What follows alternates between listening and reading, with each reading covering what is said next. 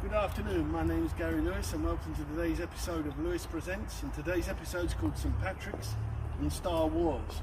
We're here at St Patrick's Cemetery here in Leytonstone, Langthorne Road in the East End of London. This cemetery is a Catholic cemetery that was founded in 1861, opened in 1868. When it was opened there was only two Catholic cemeteries in the whole of London. St Mary's at Kensal Green and St Patrick's here in Leytonstone. It's now home to 170,000 ex-residents of the East End of London. There's 43 acres here in all, and there's some famous ex-residents that we're going to meet today on this tour of St Patrick's and Star Wars.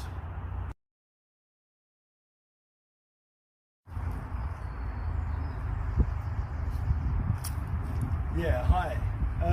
I'm at the grave of John McCarthy. John McCarthy was the landlord of Mary Kelly, the fifth and final victim of Jack the Ripper. On the morning of the 9th of November, 1888, John McCarthy sent out his assistant called Thomas Bowyer to collect the rent from Mary Kelly at 13 Miller's Court. Thomas Bowyer knocked on the door at 10 o'clock in the morning. There was no answer. Mary Kelly was 6 weeks behind with her rent. He went to the front window, which had been smashed but had a piece of rag. He pushed through the rag and he saw what was utter carnage. She had just been basically mutilated and torn apart. Thomas Bowyer went for John McCarthy. John McCarthy had a look, and then Thomas Bowyer went off to Bishopsgate Police Station, and they came along with the detectives, police officers, and the police officer broke down the door at 1:30 in the afternoon, and they said he slid on the floor with all the intestines and blood, and Mary Carfin had just been mutilated beyond recognition. When the autopsy happened, John McCarthy, the landlord here, identified Mary Kelly by her earlobes only. And when it was her funeral on the 19th of November 1888, John McCarthy sent his assistant along with 5 other people to pay their respects. So John McCarthy, he died in 1934. He was the landlord of Mary Kelly, last victim of Jack the Ripper.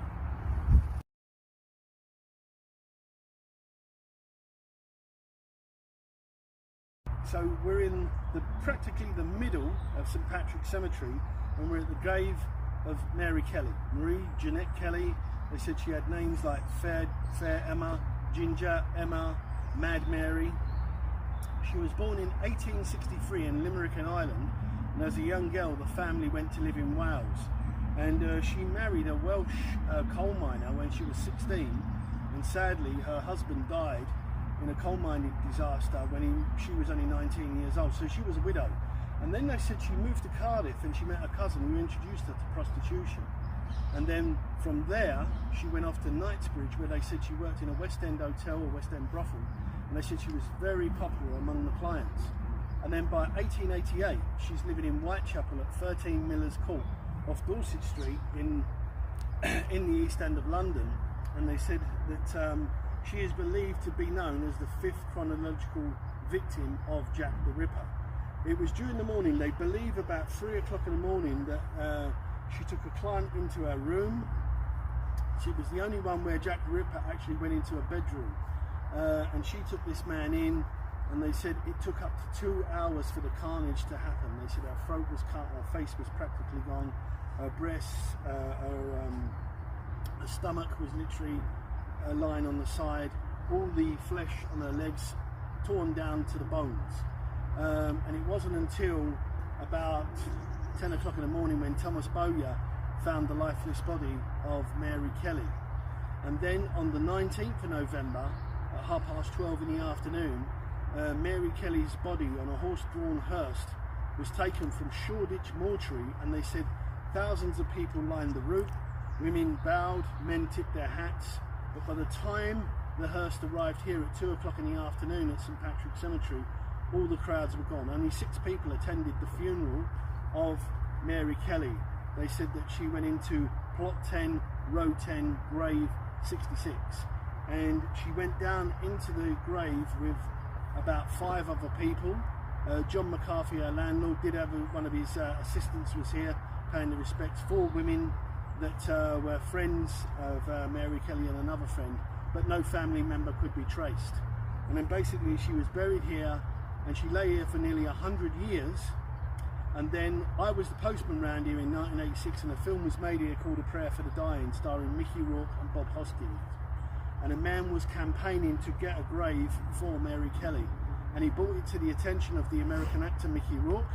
So Mickey Rourke paid for the gravestone, and the reason why it looks so immaculate is he still pays for the maintenance of this grave today. So out of the 5 chronological victims, Mary Kelly, Annie Chapman and Elizabeth Stride have graves. The other 2, Polly Nichols and Catherine Eddowes, actually have plaques.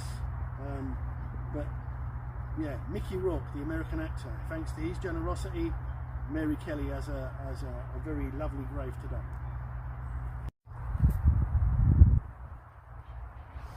Yeah, hi, we're at the grave here of 5 Franciscan nuns, whose 4 of them were drowned, and 4 of them were brought back to the port of Harwich, but one body was never found.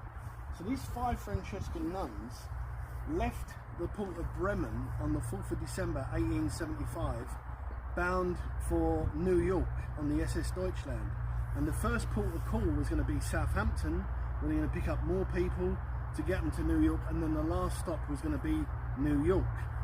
On the 6th of December, the ship ran into difficulties. It started to take water, it was sinking, and they were 22 miles north of Harwich. They started sending up distress rockets, distress flares, and they said all the ships coming by were ignoring their pleas for help. Lifeboats were launched, one actually made it to dry land, and the next morning, on the 7th of December, distress rockets were seen at the port of Harwich coming from another ship. So at Harwich they sent out a tugboat called the Liverpool, and they came and rescued the survivors of the SS Deutschland, but sadly 63 people died due to the lateness of them answering their distress calls. So 5 of them was these 5 Franciscan nuns who were all bound for New York, and then they were going to go on to St. Louis, Missouri, where they were going to work in a convent there as nurses, but sadly they never made it. So from Harwich they were taken to the St. Francis of Assisi Church off Grove Crescent in Stratford, where they were laid to rest, and then they finally came here and were buried here in St. Patrick's Cemetery. Now, although Harwich is 70 miles away, this was the nearest Catholic cemetery they could put them in 1875. So the 5 Franciscan nuns: Houtenschmidt, Fassbender, Rheinkammer, Bad Zura and Barnhorst. 4 of them are here. One, sadly, her body was never found, but resting here now in St. Patrick's Cemetery in Leytonstone.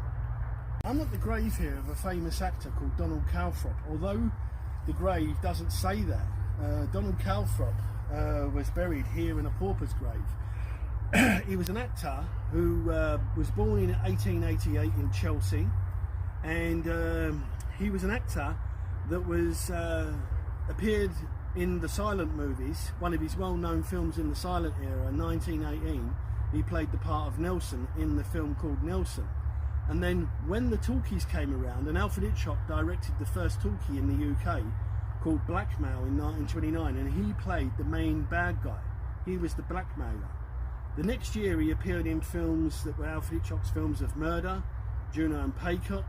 He appeared in a film called Elstree Calling, where he was reciting Shakespeare and having the lights switched off on him, and then he was going around on a motorcycle cracking a whip, and a girl called Susie May Wong was throwing custard pies at him.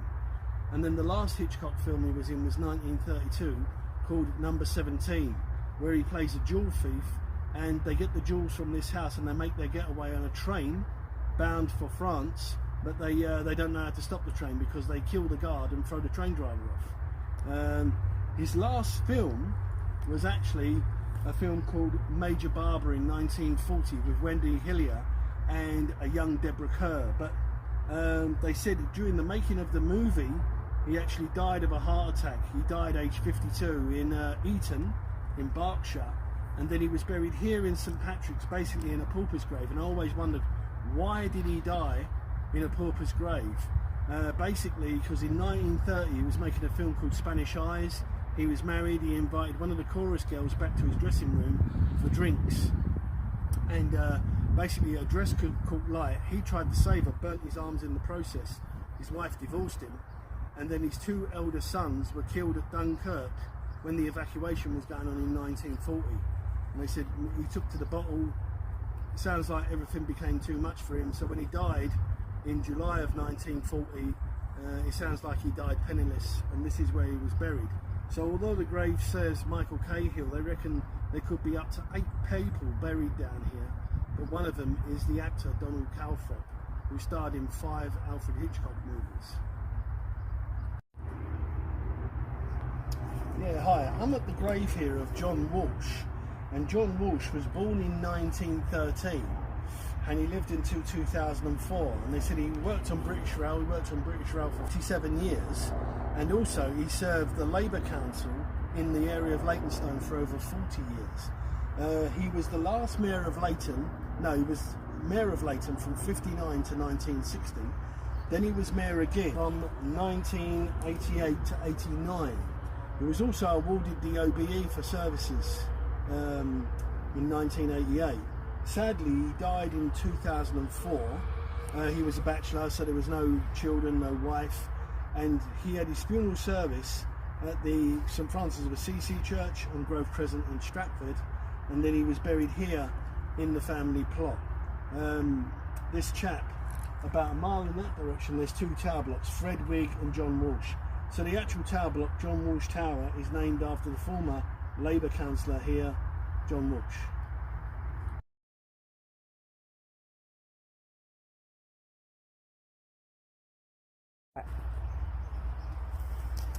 Yeah, hi, I'm at the grave here of Louise Accampara. So on the 13th of June 1917, all the air defences had been relaxed in London because the Zeppelins had stopped bombing towards the end of 1916. And people who didn't expect this, in broad daylight on the 13th of June 1917, people saw Gotha bombs flying overhead, and everybody assumed that they were British planes, and everybody's waving at them. And then these 13 Gotha bombers veered off from Hyde Park in the direction of Canning Town, heading for the Silvertown docks. That was the target. And they said that one of these planes released 2 50 kg bombs, and they went into a school at Upper North Street off the East India Dock Road in Poplar. And they said the bomb went through the top floor through the middle floor and detonated on the ground floor, which resulted in 18 school children, mainly between the ages of 5 and 6, being killed. 47 were injured, and the first person seen coming out of the school was Arthur Bate. He was the school caretaker with a boy in his arms, and it was his dead son, Alfie, who was only 5 years old. So they had a burial for these children a week later. So in the East London Cemetery in Plaistow, there's 15 children there buried. There's 2 here in St Patrick's. Louise Accampara, whose name is of Italian descent. This name was very popular in the Bay of Naples and Sorrento. And also there, Johnny Brennan. And then the other one was buried in Avenue Park, Stoke Newington.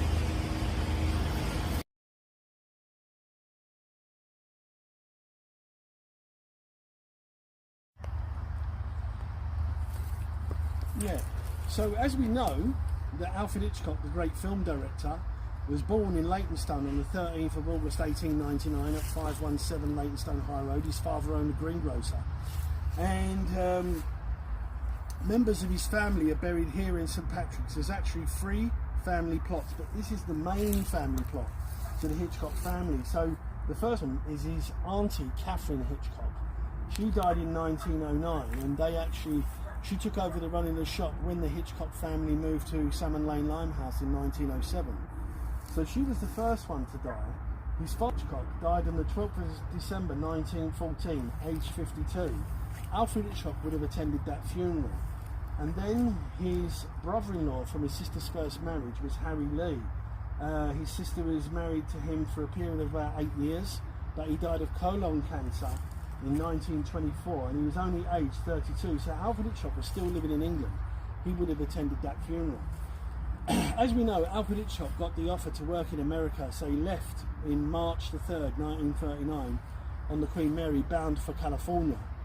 And he wanted to take his mother with him, but she declined. She wanted to stay in England. So he moved his mother to his weekend retreat called Winter Solstice down near Guildford in Surrey, so that he knew that when the bombing of London was happening in the London Blitz and the Battle of Britain, that his mother was out of harm's reach. She was safe. And sadly, his mother died in 1942, aged 77. So she was buried in this family plot. But Alfred Hitchcock couldn't get over for the funeral because he was locked in a 7-year contract with David O. Selznick. Alfred Hitchcock didn't actually get back to England until June 1945, when he made a documentary film called Night Will Fall. And then the last person to go into the grave was his sister Nellie, Helen Ingram Lee. She was married for a second time to a bloke called Charlie Ingram. She had one child by him, and she died on the 30th of January 1979, aged 86.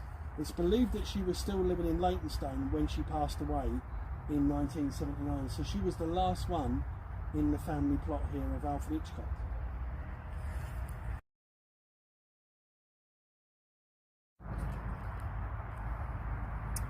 Yeah, we're standing now at the far part of St Patrick's Cemetery, more or less on the verge here of Birkbeck Road.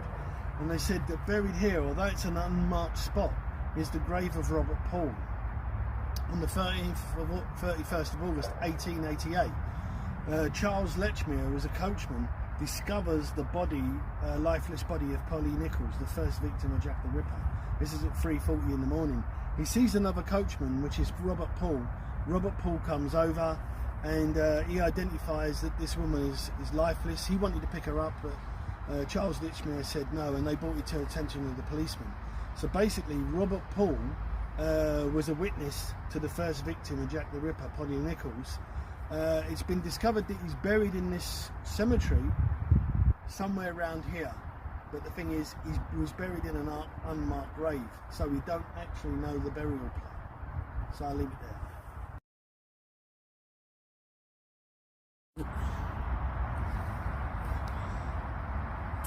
Yeah, I'm now at the grave of Stephen Blakey Lewis, the man who was famous for playing Blakey in On the Buses, the TV situation comedy that ran on LWT television from 1969 to 73.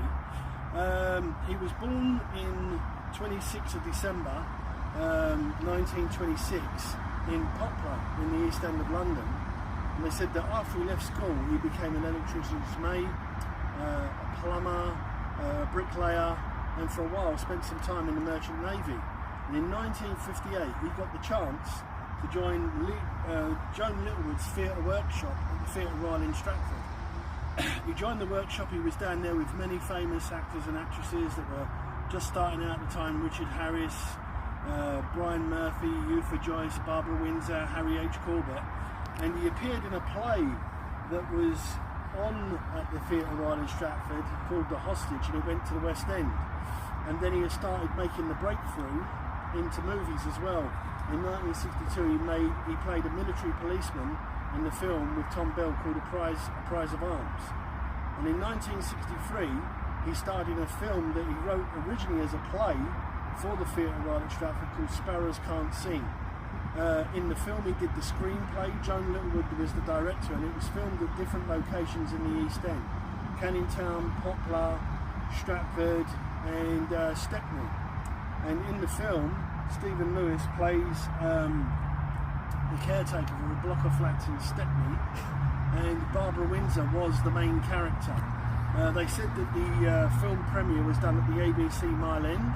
Apparently the Krays attended with Lord Snowdon, and they went to the Krays nightclub afterwards, and the film was very successful, and it was also shown in the United States of America, where it was shown with subtitles because the Americans couldn't understand all the Cockney rhyming slang that was going on. Then he got the big break in 1969 to 73. He played Blakey in On the Buses.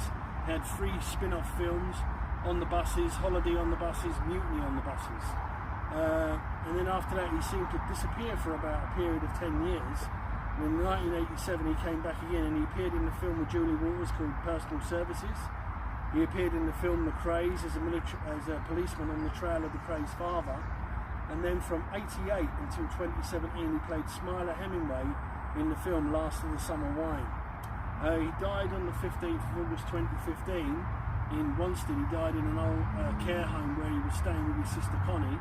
And then he was buried here in St Patrick's Cemetery in Leytonstone. And they said that only about 6 people attended his funeral here. His funeral service was at Our Lady of Lourdes Church in Wanstead.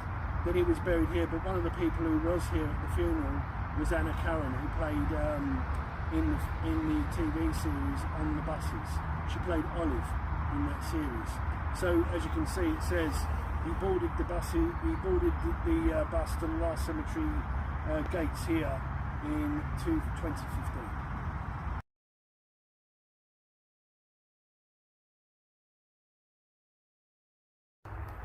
Okay, we're now at the grave of Timothy Evans, who was born in 1924 in the Vale of Glamorgan in Wales.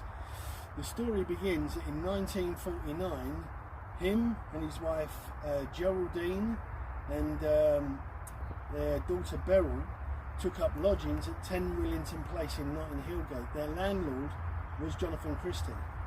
Apparently the marriage wasn't going well. They had one child and she was expecting a second child.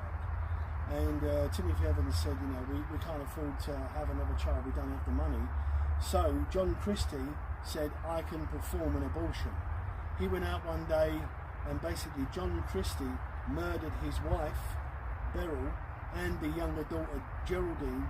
They said he strangled the child with his own necktie. And when Timothy Evans came back, he said it didn't go well. So Timothy Evans fled and went down to Wales to be with his aunt and uncle. And then he went and confessed to a murder that he didn't do to the police. And then the police came to 10 Willington Place. They found the bodies of his wife and child in the scullery.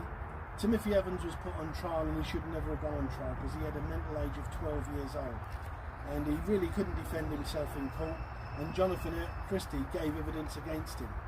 You know, and the judge in January 1950, the jury gave him a guilty verdict, and the judge said he'll be sentenced to death. He will be hanged until he is dead. He did have an appeal, but that failed. And then on the 9th of March 1950, at Pentonville Prison, Timothy Evans was hanged for a murder he didn't commit.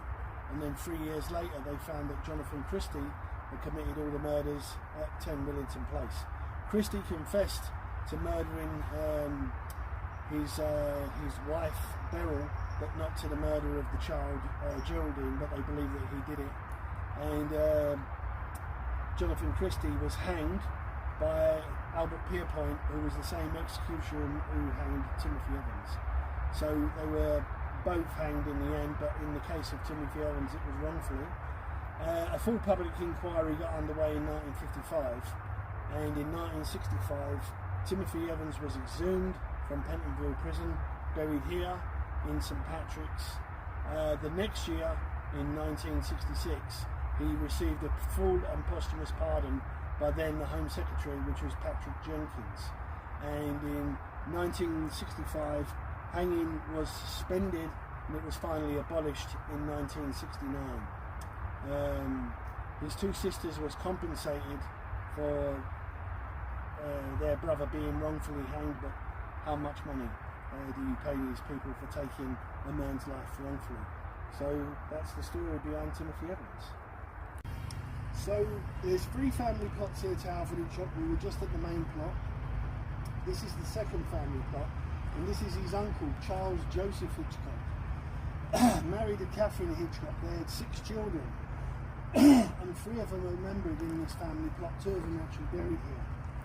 So one was Alfred Hitchcock's cousin, Charlie Hitchcock, who died in 1917 in Beersheba, them days Palestine, now called Israel. So Alfred Hitchcock actually lost 2 people during World War I, his father and his cousin here called Charlie. Also there's Kate Clare Hitchcock, his cousin, who died in 1943, aged 60 years. And also in 1944, the Reverend John Hitchcock, who was a Catholic priest, served the parish of Harrow. So he died in 1944, aged 60 years old, and he'd been a Catholic priest for 37 years. And always believes that Alfred Hitchcock's movie in 1953 called I Confess, where Montgomery Clift goes on trial as a Catholic priest for a murder he didn't commit, because he learnt about it in the confessional, I believe the inspiration behind that movie was Alfred Hitchcock's cousin here, the Reverend John Hitchcock. So I'm at the third and family plot here to Alfred Hitchcock. In the Alfred Hitchcock family, there were three Alfred Hitchcock. Alfred Hitchcock, the film director, Alfred Hitchcock, his uncle, Alfred Hitchcock, his cousin. So here, we've got the last family plot, Alfred Hitchcock, who is Alfred Hitchcock's uncle of the same name, died in 1926. Also his cousin, Alfred Hitchcock, who died in 1944. And also Alfred Hitchcock's elder brother, William Hitchcock, who they believe died of alcoholism, cirrhosis and liver, died in 1943 at the Elephant and Castle in South East London. He died in 1943 and was buried here in the family plot, although it isn't named. This is the third family plot of the Alfred Hitchcock family.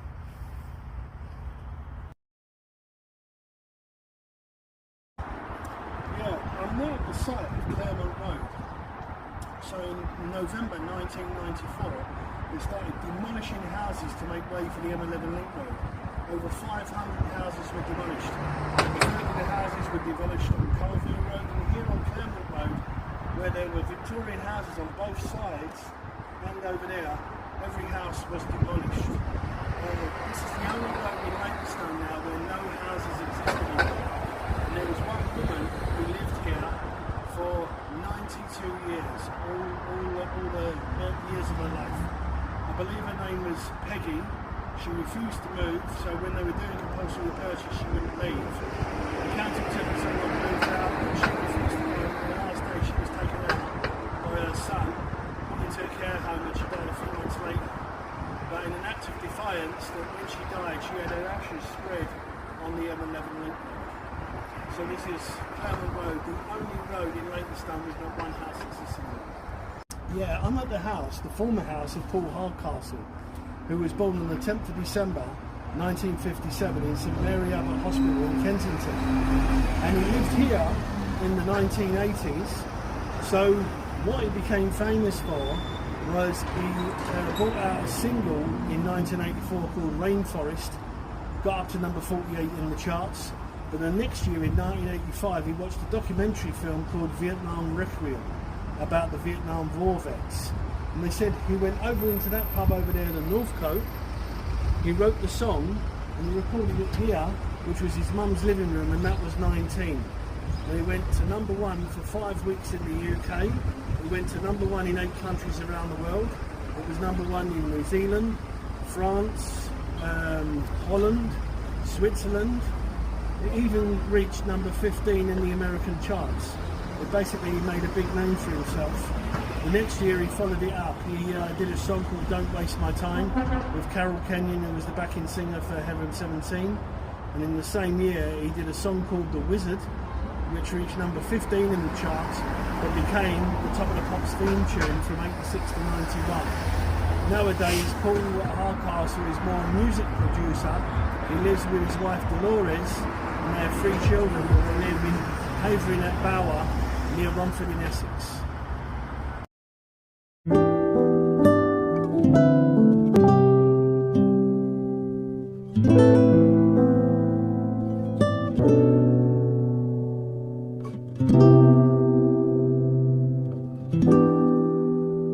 We just passed the house of Stuart Freeborn, who was born in 351 Grove Green Road in Leytonstone on the 5th of September 1914. And in 1940 he became a makeup artist. He was a makeup artist on the movie The Thief of Baghdad. Now obviously he must have served in the army and the military during World War II, because his next film that he worked on, he did the makeup for Alec Guinness when he played Fagin in Oliver Twist in 1948. He played that character. He also did the makeup in 1955 for Richard Todd in the film The Dam Busters. In 1957 he worked with Alec Guinness again in the film The Bridge on the River Kwai. In 1964 he was hired by Stanley Kubrick and he did the makeup for Peter Sellers in the movie Dr. Strangelove. He did all 5 characters that Peter Sellers played. And then Kubrick hired him again in 1968 for the movie 2001: A Space Odyssey. In 1971, he was the makeup artist on 10 Rillington Place. In 1972, Alice in Wonderland. In 1974, he worked with Peter Sellers again in a movie, a World War II comedy called Soft Beds and Hard Battles. Then in 1976, he worked with Lee Remick and Gregory Peck in the movie The Omen. Then in 1977, Richard Lucas hires him and he becomes the makeup artist on the movie Star Wars. And in that movie, he created the character of Chewbacca. In 1980, he hires him again for the movie The Empire Strikes Back, and he brought in the character Yoda, and Yoda was based on his own face and that of Albert Einstein. And then he was hired again for the Return of the Jedi, and then from 1980 to 87 he worked on the Superman movies with Christopher Reeve, and basically retired in 1987.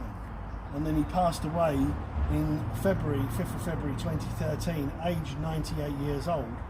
But here in Leytonstone he was remembered. On the 12th of December 2015, they put up the blue plaque to his old house here in Leytonstone, and that day Darth Vader and the Star Wars stormtroopers came down Leytonstone High Road and were outside the house where they were all taking pictures of the councillors being all tied up and having their mouths gagged. And then Darth Vader went for a few beers in the local Heathcote pub. So that's one of Leytonstone's claim to fame, the great Stuart Freeble.